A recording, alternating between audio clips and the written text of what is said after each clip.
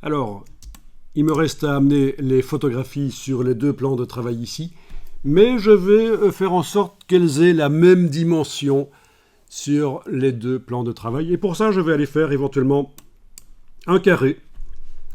Donc avec l'outil rectangle ici, en enfonçant la touche Shift, je trace un carré. Je lâche le bouton à souris, puis la touche Shift, la touche majuscule.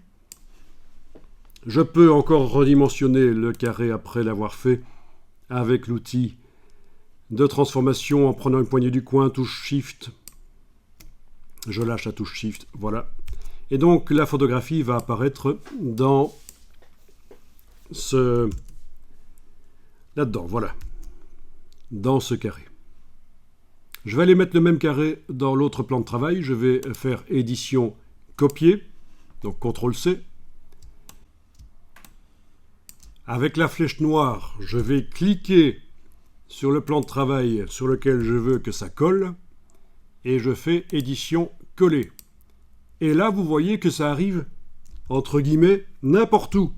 En réalité, c'est pas n'importe où que ça a collé. Ça a collé au centre de la fenêtre.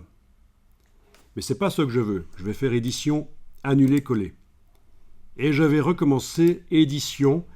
Et je vais utiliser une fonction bien pratique qui s'appelle le coller sur place. C'est-à-dire que ça va coller l'élément à la même distance XY du coin supérieur gauche du plan de travail que là où l'objet original était. Voilà. Et là, ça fonctionne. J'ai ici la même distance que là où se trouvait l'objet original.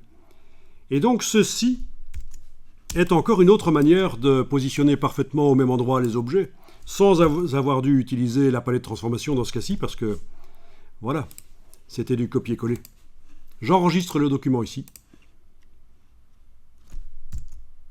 Et puis je vais y importer les photographies.